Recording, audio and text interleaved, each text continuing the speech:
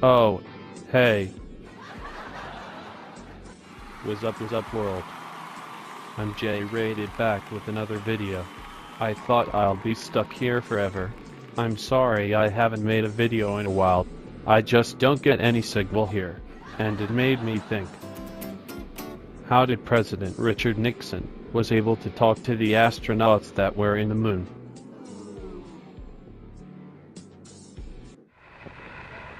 This may be a function of the suit, as well as lack of gravity force here.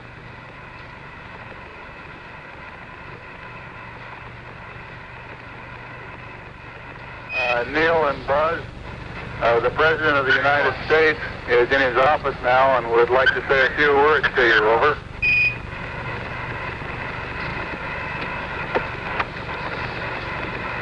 That would be an honor.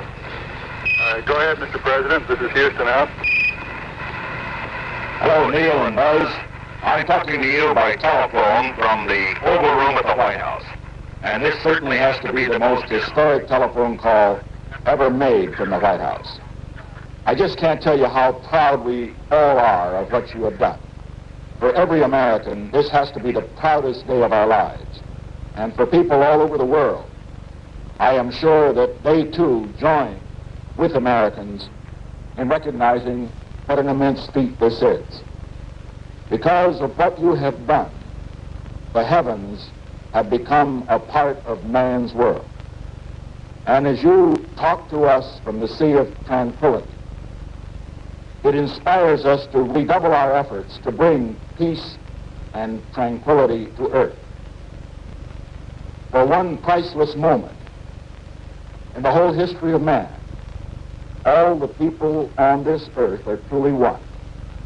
One in their pride in what you have done, and one in our prayers that you will return safely to Earth.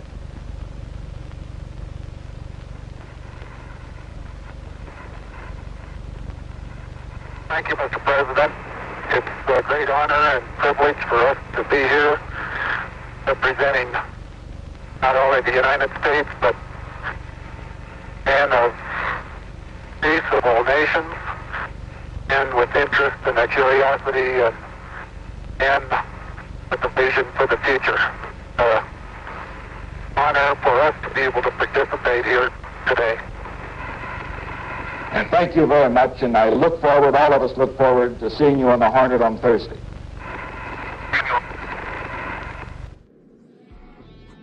How did he get great signal? You have new text message. When I can't get no signal here.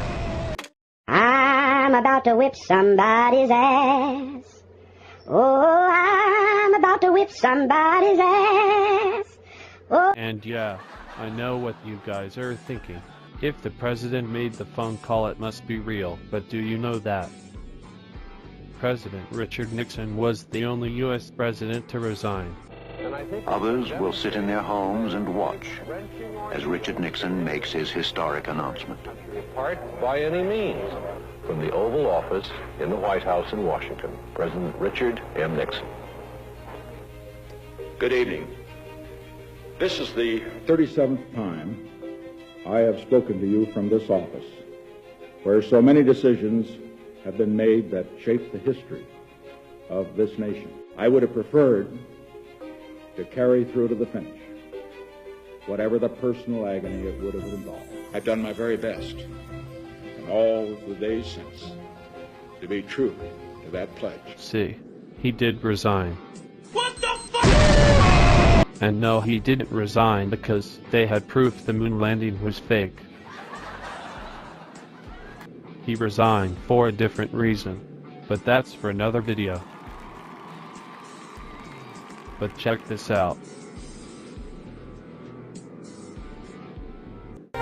Khrushchev wrote in his memoirs, "Have you never wondered why the President of the United States was not present at the launch of Apollo 11? Eve Kendall, Nixon's personal secretary at that time, made it clear that she would not object to stirring up some 30-year-old memories. It was Henry Kissinger who first took her on as an intern in the White House when she was still only 20. In Washington, Donald Rumsfeld, newly appointed Defense Secretary by President George Bush, celebrates his arrival in the Pentagon. With him are the ex-Secretary of State Henry Kissinger, Lawrence Eagleburger, General Alexander Haig, and the head of the CIA, Richard Helms. 30 years previously, these five were President Nixon's main advisors. Are we through? All right. One more drink and then I'm ready. There you go. I'm only teasing you.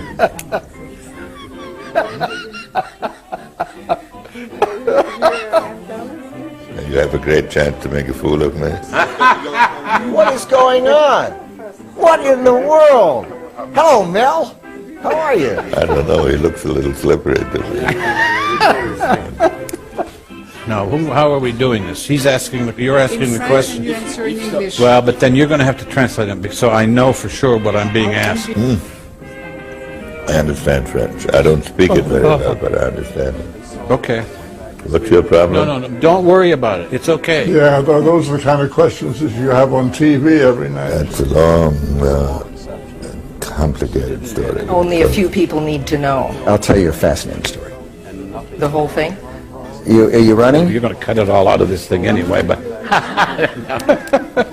Let me tell you, off the record. Turn the camera off. It's an incredible story. Newly elected, Nixon was up to his neck in the Vietnam War. He needed a big stunt to reverse his negative image with the American public. President Nixon was on the telephone, speculating. He kept fiddling with the telephone cord. The Oval Office was in semi-darkness, and I found it very difficult to take notes of this meeting. We had a meeting and talked, and he had made a number of decisions already, basically to try to calm things down. The director of the CIA was looking panicked. He always overestimated the power of the Soviets. The Russians will put a man on the moon. It's only a matter of months, maybe even days. I have very accurate information about that. We can't wait another year. We have to launch Apollo 11 as soon as we can. I was on the telephone constantly and at meetings and various other ways trying to promote more energy, more aggressiveness in this matter. I said to the president then, I said, you can't let this succeed, and you must do everything necessary to make sure that it doesn't. Now, the president turned to his experts at NASA and said, "Are we ready?" The director of the space agency only half reassured him. He said, "We might not be able to send back films of the first steps on the moon." Well, President Nixon refused that idea. No way. The whole world is waiting to see an American take the first steps on the moon. He was very upset about it, and that he felt that something had gone wrong and maybe he was responsible. The President of the United States was irate. The sequence of events I remember as the most tense. Then one of the presidential advisors, I don't know, General Alexander Haig or Donald Rumsfeld, said hesitantly, what if we film the first steps on the moon in a studio? Then if we fail, we can always show those pictures to the public. I talked to the president, and Kissinger supported it. And at first I didn't take it very seriously, and I was told not to take it very seriously. Then it kept going on and on and on. The president was prepared to do so, and I was prepared to support that. And that was decided basically by Henry, Al Haig, and the Secretary of Defense. But in the last analysis, the only person that could make the decision to do A, B, or C is the President of the United States under our system. And he would have to order it done. Nixon settled back in his chair and closed his eyes for a few minutes. And then he stood up and said, "Gentlemen, you have less than 2 weeks to get everything prepared." That was big. That was a big idea. It was an important thing, and a lot of effort went into it. It was an anguishing decision for President Nixon to make. And I think he made the right decision. He was the president, and he deserves credit for having had the courage to do it. He did that on his own. Sensible thing to do. Then he came over to me and picked up all my notes, ripped them up into little pieces, and threw them in the wastebasket. No stage in my life could I ever have anticipated that this would happen. At no stage, not even when I was made National Security Advisor. And I think it is a great symptom of the strength of America that this was even conceivable. I thought it was the right thing to do because we have to do something to show that we're still the United States of America. We walked out of the room and President Nixon said, I've decided to do that and I need you to do this job. We're going to do it. It was just amazing. So we were trying to figure out who would do what when. He simply has got to have the person he wants in that job. And it has to be someone who's capable of doing it. And it has to be somebody he knows well.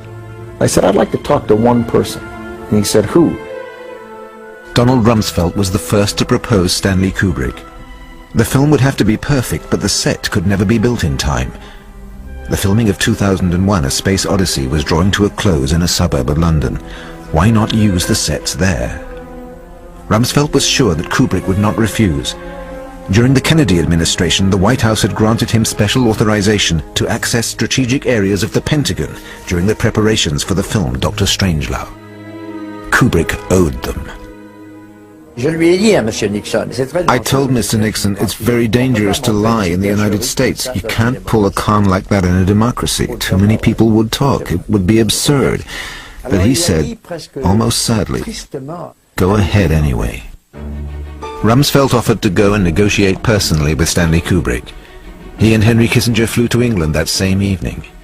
Kubrick was surprised and amused by the idea, but began by refusing. Rumsfeld wouldn't give up.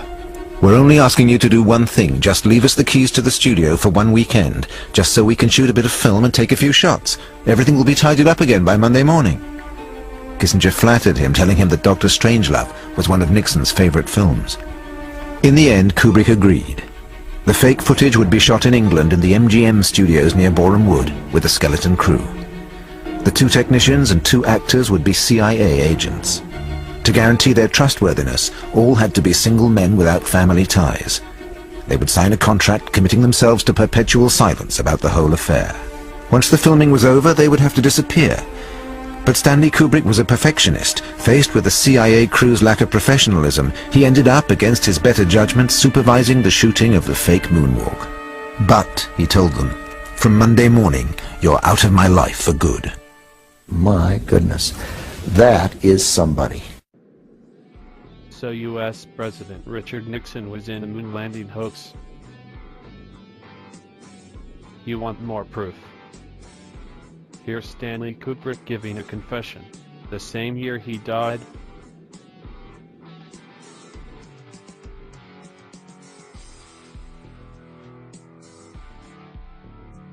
I was going to say, like, why not CNN or, but what, who cares? White Truth Right is about a future movie or something coming out or? No. Okay. It's not about any movie. It's not about the movies I've made in the past. It's a confession of sorts. Okay. I mean, about you cheated on your wife, you plagiarized. I would never do that. No. Plagiarized something. It's about a movie I made that nobody is aware of, even though they've seen it. Okay. Is that intriguing? Do I have you intrigued? Well, I mean, see if I understand what you said. It's about a movie you made, no one knows you made. Is that what you said? That's right. It's a production. Like, some of you put, like, you didn't put your name on it? Like, at the end, you put, like, a fake name? Oh, no. I made it. Like Alan Smithy, like that? That's right. Thing? No, I didn't. There was no name put on it. Why? Why would there be no credits? What do you mean? Because there are some things that you just can't put your name on. Okay. I perpetrated a huge fraud, which I am now about to detail. Okay. Involving the United States government and NASA. All right. And I'm sure you've heard the rumors. The moon landing hoax? That's right. That the moon landing was fake. The moon landings all were fake. And I was the person who filmed it. You're serious? And okay. I'm serious. I'm dead serious. because I only have this certain amount of time with you, and I'll talk about whatever you want. This isn't some type of joke or film within a film thing. Not a joke. Nope. Okay. The conspiracy theorists were right on this occasion. Crazy, huh? Well, that is it for this video. I didn't want to make it too long for you, but I do have more to talk about. So if you want to see more on moon landing conspiracy theories, make sure you hit that like button. Subscribe if you haven't subscribed yet. Thanks for watching. See you next time. Peace out, world.